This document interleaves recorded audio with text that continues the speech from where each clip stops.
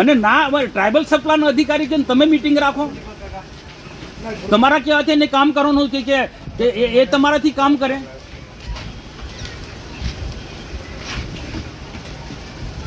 પણ મને બતાવો, મિનિસ્ટરે તમને કીધું હોય તો મને પત્ર બતાવો. કાં તો પછી એ મેડમ ટ્રાઇબલ સપ્લાયના અધિકારી કે તે કલેક્ટરે તે પ્રકારે કામ કરવાનું માનવાનું છે. તમારે પ્રભારી મંત્રીને તમારે પૂછવું જોઈતું હતું. ના હું નહીં, તમે મિટિંગ જ કેમ ખોટી રાખીને અમને કેમ જાણ ના કરી? પહેલા તો એ ખુલાસો કરો.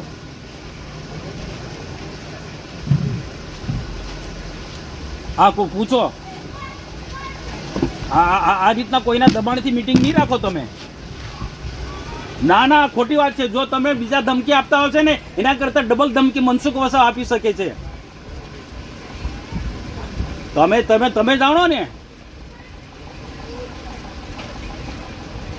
તો સભ્ય સચિવ અંશુ હિલસેન એ કલેક્ટરના આદેશ પ્રમાણે કામ કરી, કલેક્ટરે એના આદેશ પ્રમાણે કામ કરવાનું છે. તમને પ્રભારી મંત્રીએ એમની સૂચના આપી તો તમારે પ્રભારી મંત્રીને પૂછવું જોઈતું હતું.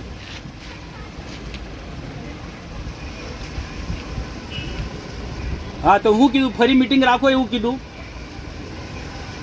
હા તો સુધારા વધારા વાત બરોબર છે. એક પરંપરા છે કે સુધારા વધારે અધિકારીઓ બેસીને સુધારા વધારો કરવાનો હોય, પદાધિકારીને બધા નથી બોલાવવાના હોતા.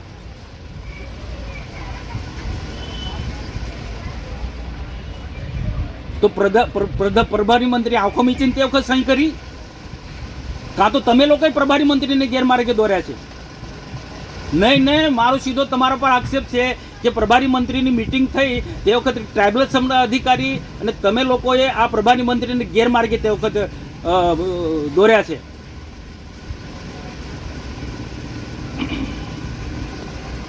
હા હા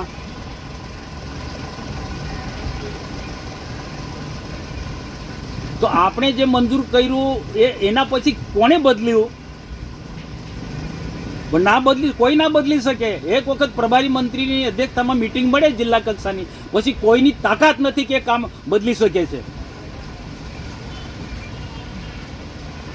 અને એ રાખો તો એ ગેરકાયદેસરની મિટિંગ છે, એ ના રાખી શકાય. હું તો મુખ્યમંત્રીને લખું છું. આ સરમુખત્યારશાહી ચાલી રહી છે આ તો. અને મીટિંગ ફરી રાખ્યું હોય તો પ્રભારી મંત્રી જાતે આવવું જોઈએ અહીંયા. આવી રીતના થોડું ચાલતું હશે.